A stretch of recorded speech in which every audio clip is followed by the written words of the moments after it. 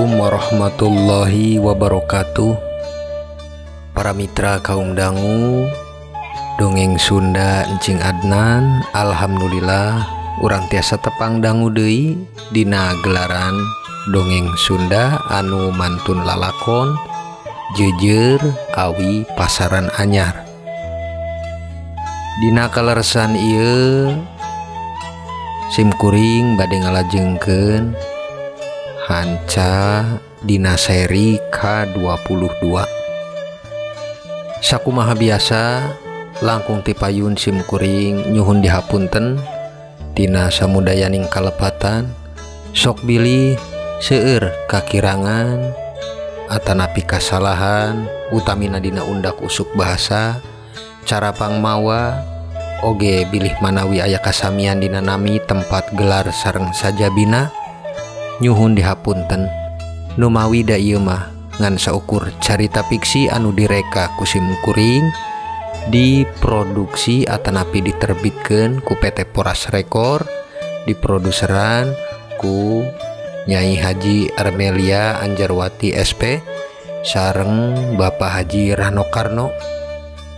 Anu pamugi tiasa janten panglipur kana kalbu, pangbebrah kana mana hiburan kangge sadayana. Kukituna supados tong nyangkolong teng kana waktos bangga urang kawitan wae ieu lajengan carios Jejer Awi Pasaran Anyar dina seri K22.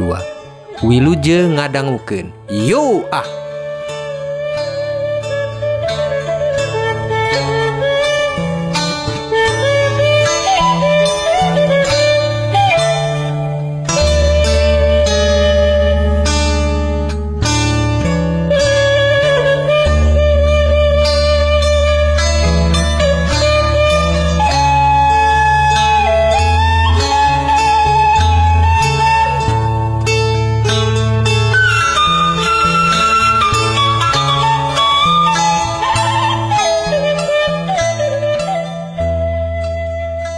Mitra kaum dangu, sabab harita Ki Braja ditaros kana riwayat kapungkur, akhirna Ki Braja muka lambar carita dirina baheula para mitra. Kasep, dupi saha ari nami Kasep teh jang? Taros heula Ki Braja kana namina Ijang. Dupi nami abdi teh Ijang Ki, saur emak ieu teh nami anu dipasihan ti ibu namangsa Ijang nembe lahir. Walere Ijang ka Ki Braja. Nu harita Ki Braja bari nyuruh cuci soca teras medarkeun riwayat baheula dirina para mitra. Kasep, incu aki nami aki teh saleresna mah damung. Aki sanes maot nanging aki tengah aja ngumbara sangaja nyumput ke alas-alasan jeung nepi ayeuna di ieu leuweung. Sabab kapungkur aki teh dipitnah ku jalmi-jalmi di lembur telo. Nyata lembur di mana anjeun dilahirkeun. Nini sareng aki janji bakal mupuskeun tapak nu dibunikeun kalayan ngakonkeun maosna aki. Supados aki teh aman Kasep, kocap Ki Braja dina mukakeunana awal riwayat dirina para mitra. Teras kumaha aki Ijang palai terang langkung sajelas-jelasna ieu teh kana riwayat aki? Saur Ijang bari teras naros palai terang sajelasna kana riwayat akina para mitra.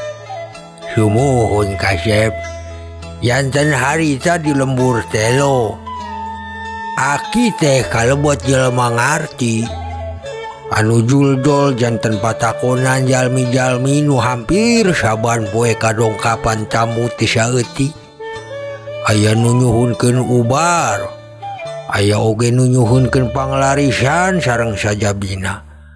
Dugikeun saking kumanjurna jampe pamake aki nami aki kakoncara ka jamparing angin-anginan kaceluk ka lembur-lembur.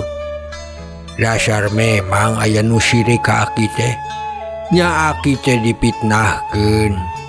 Dipitnahna janten dukun teluh nu geus neluh jalmi-jalmi nu harita saurna teh loba jalmi nu janten korban.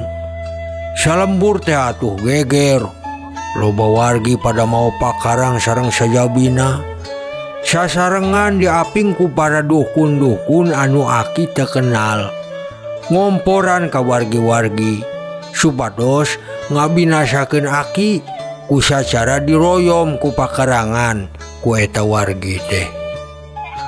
Kulantaran kitu aki dilindungan ku nini maneh supados lumpat liwat ka panto tukang.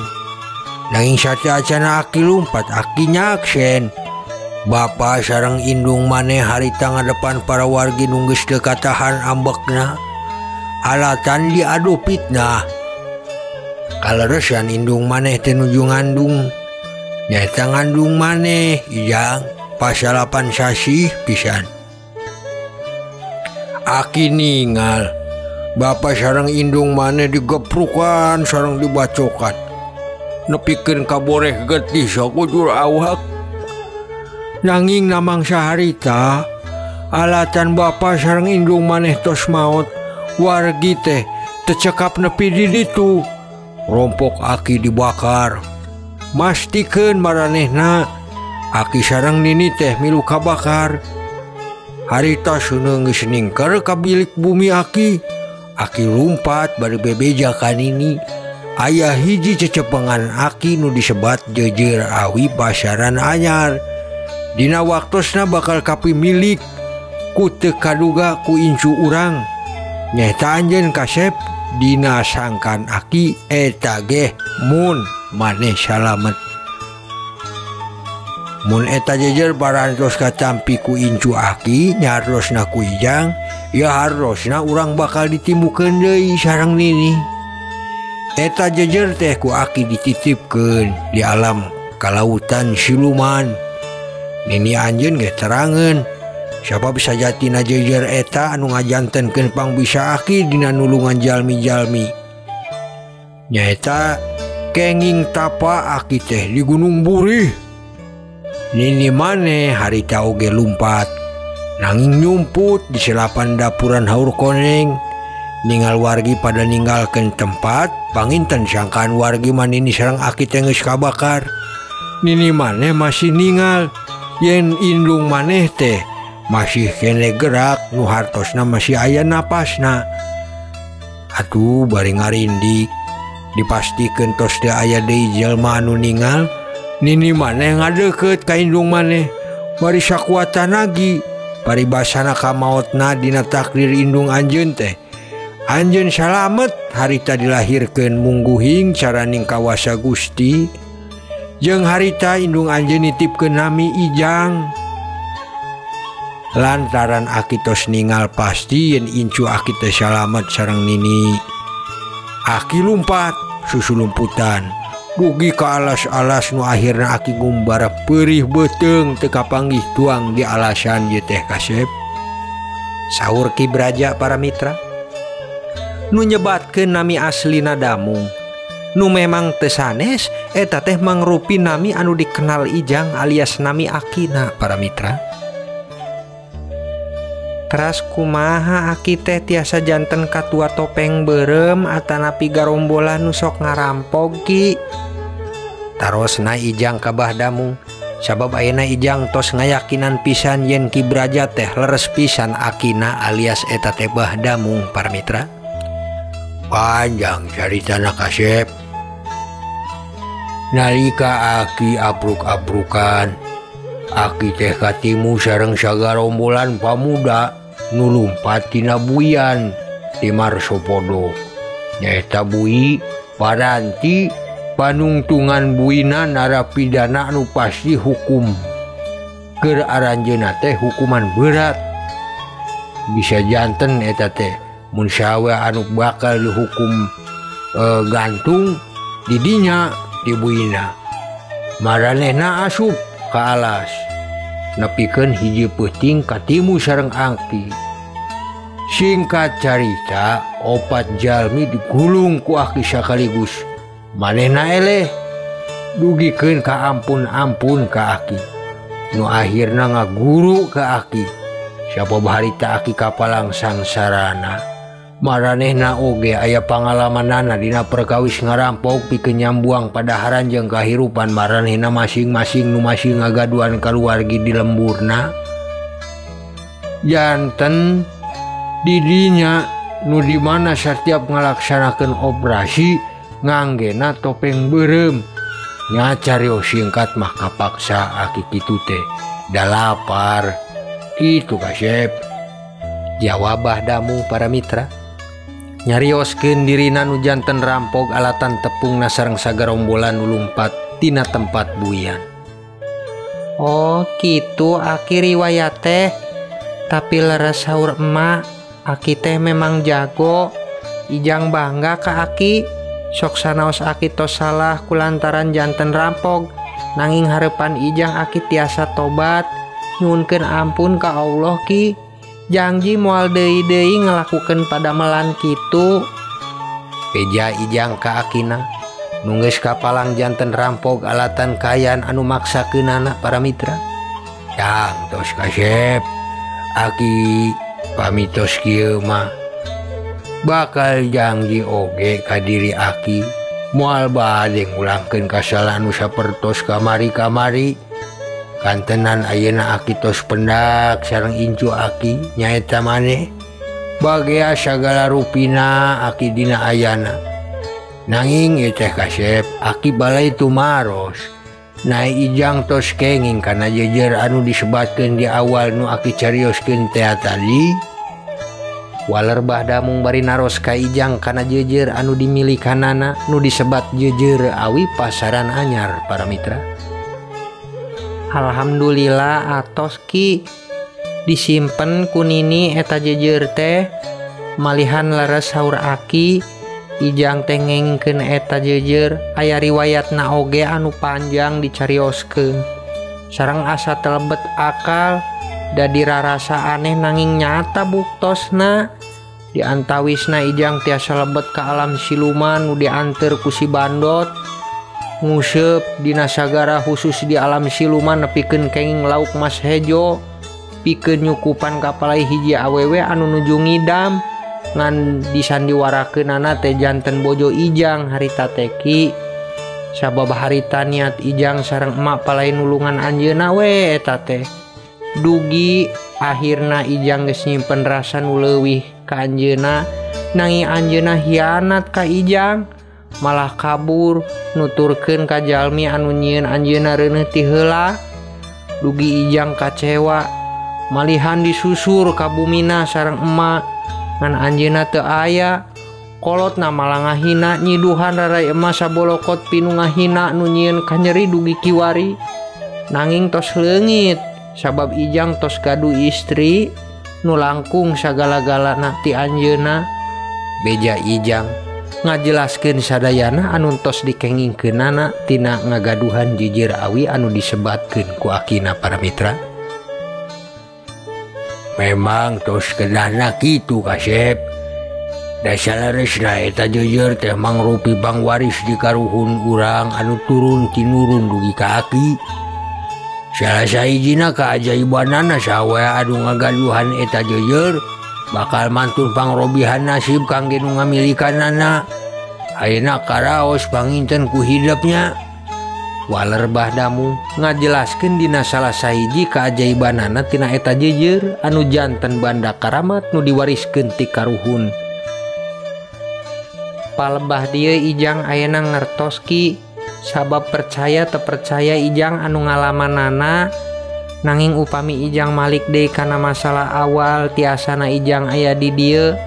Mun numutkeun Aki ijang teh beunang ku teluh, kinten-kintena saha anu neluh ka ijang Ki. Sareng da ijang teh palai uih nimuan istri ijang. Oge palai Aki tiasa deui sasarengan. Sareng kami sadaya nyaeta tiasa sareng nini. Janten urang teh masih utuh ka kaluargian teh Ki. Kocap ijang Nu palai terang kana nu neluh dirina sareng palai oge Akina. Tiasa ngiring uih sareng anjeuna nepikeun sasarengan ngawangun kating triman kaluargi deui. Jang tos kasep aki bakal tinggalkeun ieu kahirupan anu tos salah. Oge aki bakal ningalikeun kahidep saha nu tos neluh hidup teh ku caraning ilmu aki nya. Oge memang tos waktosna nini anjeun kedah ditimuan ku aki. Hayu urang sasarengan rengsekeun sagala karinghul tunggul menyugak jeung niat ngahahalang kabagjaan kaluargi urang teh kasep. Saur Bahdamu nu harita tos bagea ngarasa deui haneut ku tepangna sareng Ijang salaku incuna anu diantos-antos salami ieu. Teu lami Bahdamu ngusapkeun dampal leungeunna nu dirapalan ku pangartina. Lajeng ditempokeun ka Ijang, aya Jaka nu tos menta pangneluhkeun Ijang kaki kutuja para mitra. Ih, geuning teu sangka Jaka, ari Jaka teh sobat Ijang ki. Panginten anjeunna ngarasa nyeri sabab Ijang tos ngajodoh ka awewe anu di pikahoyongna. Nanging Ijang teh da teu bisa bohong sabab Ijang oge gaduh rasa bogoh ka istri Ijang ti kawitna tepang alatan sajadah ragrag basa di masigit. Beja Ijang ka akina, nanging akina malah seuri sabab akina terang kana manah kajujuran Ijang nu palebah dieu memang teu disalahkeun. Kasep wajar ari lalaki bah ngan paleban napi palai ngabinasakeun eta nu kurang ajar kasep. Ieu teh batur maneh kapangaruhan ku cara baturna anu geus nuduhkeun jalan salah. Dugi kawantun lepat diri ngalakukeun teluh ka maneh. Nanging hayu urang bereskeun kalawan cekap urang anggeuskeun pademelan kitu ku cara langsung urang candak bongkot masalahna. Kadukun teluhna we langsung lah sabab aki terang sa eta dukun teluh teh nu teh sanes masih salah sahiji kalebet jelema nu kongsi aya namang saharita mitnah ka aki ye teh kasep. Saur Bahdamu malah langkung ngajelaskeun nu memang terang kana sadaya nu tos kajantenan ka incuna. Ijang ge kaget bari salut ka akina sabab cara akina waspada pisan bari terang sagalana ku cara ilmu kabisana para mitra. Nanging para mitra di tengahing sorotna bulan nu noong dina mega kadangu harita sorat tulung-tulungan ti kali gede mangrupi sora awewe nu beuki dieu beuki welan kadanguna nyuhunkeun tulung sajelas-jelasna. Tulung, tulung, tulung, tulungan kuring. Aki dangu aya sora awewe nu menta tulung. Beja Ijang nu harita ngaregepan yen leres istuning sora awewe nu nyuhunkeun tulung teh para mitra.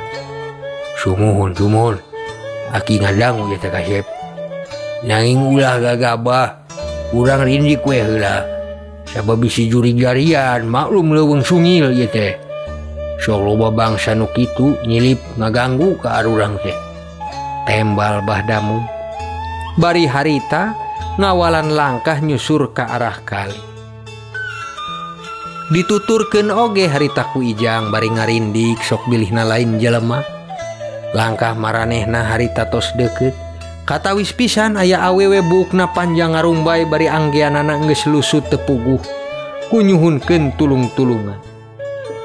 Tulung, tulung, tulungan kuring. Sora awewe bari ceurik ngabangingik di sisieun kali nanging diuk di cadasan para mitra. Aki itu rupana nanging asa wawuh kana sorana Ki Ijang teh. Moal urang cobi heula manawi jurig ulah di deukeutan heula ku aki bade dicobi diimpleng ti dieu heula kasep. Tembal Bahdamu para mitra bari ngimpleng kutumuting jampe pamake anjeunna biwirna ngalapalkeun komat kamit kalimat tur panonna mencerong ka arah eta awewe. Kumaha Ki jurig sanes? Taros Ijang ka akina bari panasaran sabab eta awewe keukeuh nukangan wae ka arah maranehna. Yalmi kasep Yalmi mun mujurig pastina dina aki ngalapalkeun kalimah yakin bakal ngareret. Sabab kalimah ieu teh kangge ngundang jurig di sakurilingeun urang. Ayo deketan kasep.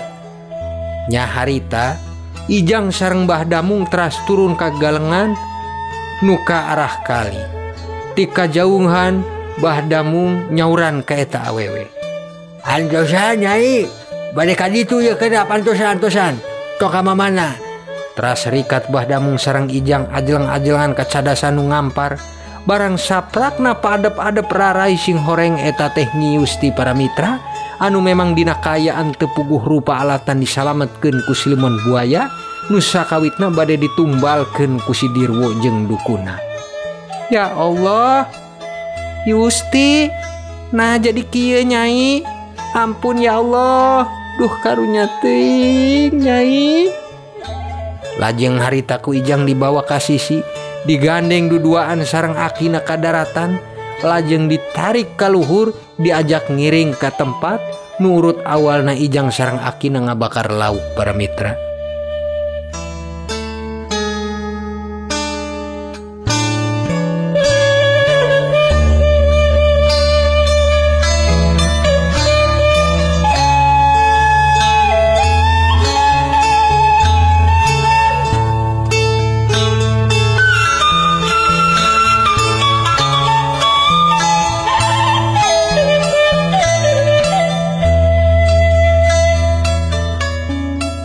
Mitra kaum dangu, Nya saprak aranjeuna nepi di tempat tadi, ditaros harita Nyi Yusti ku Ijang. Nyai teh kumaha tiasa aya di dieu? Duh karunya teuing Nyai, masih keneh mantun kandungan nanging Nyai kuasa malang teuing nasibna aduh. Taros Ijang ka Nyi Yusti Paramitra, lajeng harita Mbah Damung ngagedekeun kana seuneu nu nambahkeun kana kayuna supados aya rasa haneutna kangge Nyi Yusti. Yusti teh ditipu Kang ku Kang Dirwo. Memang salah Yusti teu nurut kana panyaran Kang harita supados tong keluar bumi. Nanging Yusti sadar sadayana kasalahan Yusti.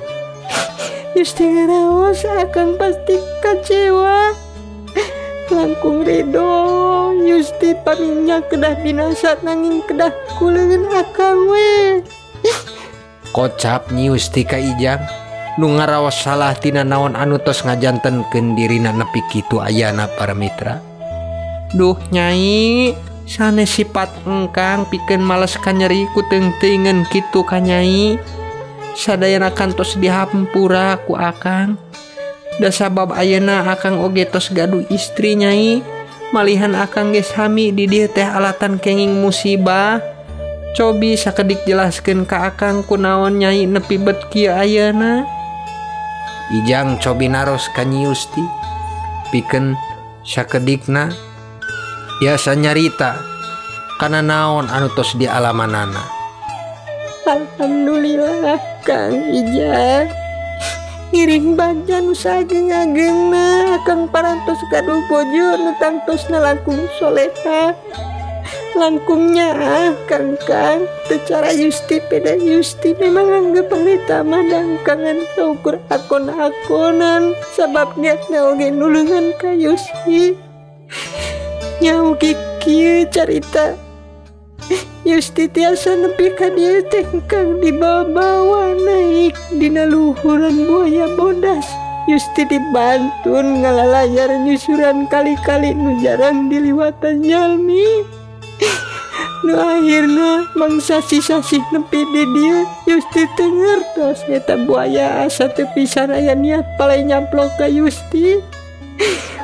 Yusti oge teu ngarti sabab tadi ujung-ujung anjeunna nurunkeun Yusti di tengah cadas tengah kali. Tur indit ngaleos tayaning ombak Yusti sieun saban poe Yusti minta tulung-tulungan ngan teu aya jalmi nu ngadangu. Teu sangka nalikana Yusti di dieu ngagorowok nyunkeun tulung ayang kang sareng ki sepuh anu nulungan. Saur Nyi Yusti ngajelaskeun sapalih anu dialamanana Paramitra. sedengkeun harita badamu ukur ngadangukeun ngarah nyimak kana naon panyababna. Dugi ka mana ari Dirwo Nyai? Panyai saur Jaka angkat sareng Dirwo. Taros Ijang nu panasaran palai terang kasih Dirwo dina harita. Justru eta Kang, abdi teh ditipu ku Kang Dirwo. Teu sangka anjeunna dek kawanhalkeun Yusti pikeun kabeungaran keluargina.